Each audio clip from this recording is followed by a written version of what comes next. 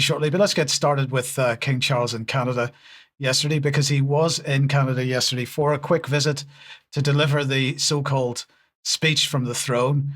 The Carney regime rolled out the red carpet and brought the carriage and throne out of mothballs to host the king, who was mainly there apparently as a reaction to Donald Trump's demands on Canada.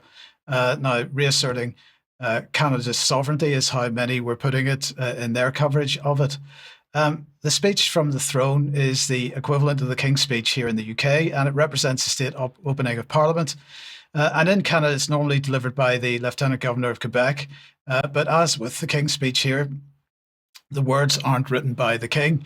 They're written on his behalf, on behalf of the ruling regime, probably by a team of civil servants. But it's interesting, we never actually get to know who writes the actual words.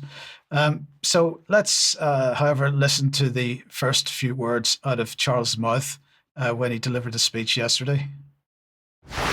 Honourable Senators, members of the House of Commons, it is with a deep sense of pride and pleasure that my wife and I join you here today as we witness Canadians coming together in a renewed sense of national pride, unity and hope. I would like to acknowledge that we are gathered on the unceded territory of the Algonquin and Anishinaabe people. This land acknowledgement is a recognition of shared history as a nation.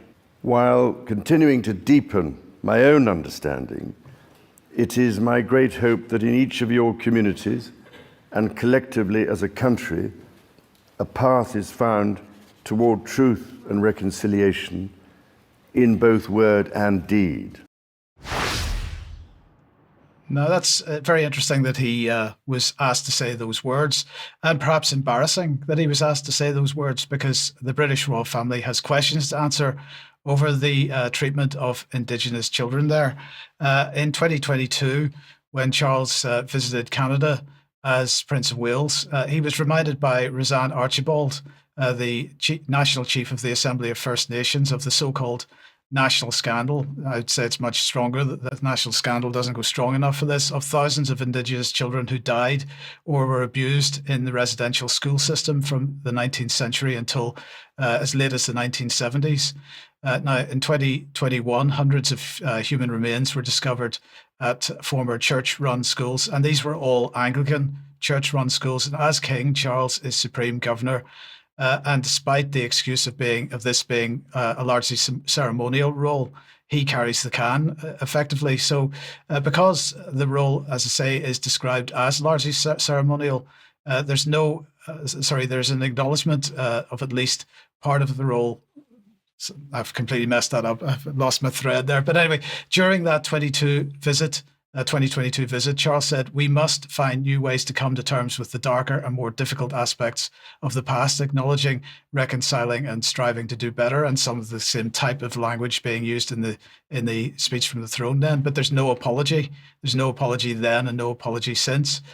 So if there's to be a renewed relationship with Indigenous peoples in Canada, maybe that would be a good place to start. But we should not forget that the abuse doesn't end with Indigenous people. Even the elites have been on the receiving end of it in Canada.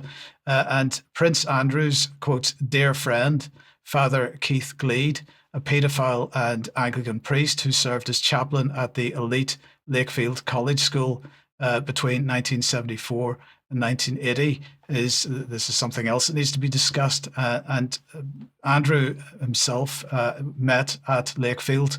They remained such good friends that Andrew invited the Reverend to both his 21st birthday party and to his wedding to Sarah Ferguson. And shortly before Gleed died of cancer in 2021, Andrew travelled to his hospital bed to say goodbye. And this was described at the time as surely a testament of true friendship. So then, of course, there's the issue of 100,000 children sent to Canada from UK orphanages to serve as farm workers and domestic servants. Well, you may ask, what's this got to do with Charles? Well, Barnardo's was responsible for much of the child trafficking at the time. And as the current patron, we'll just bring her on screen. If we look at who the current patron is, it is, of course, Queen Camilla, and before her, Queen Elizabeth. The royal family continues to occupy the monarchy. Charles, they continue to remain silent on the criminal actions effectively being done in their names if they're prepared to be patrons for these types of things, or they're prepared to consider certain people to be friends and so on. And I would, Charles, say that this silence has to be taken as consent at the very least, if not complicity.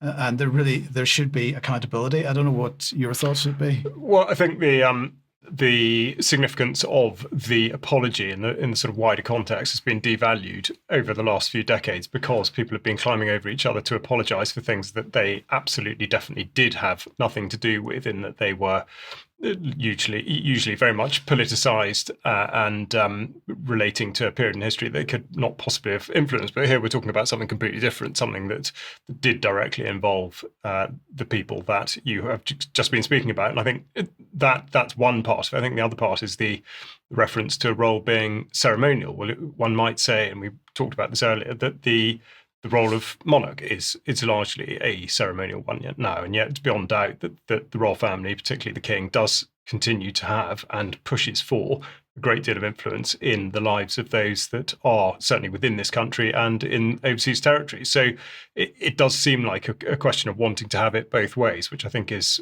highly inappropriate, for want of a better word. Yes. Okay. Well,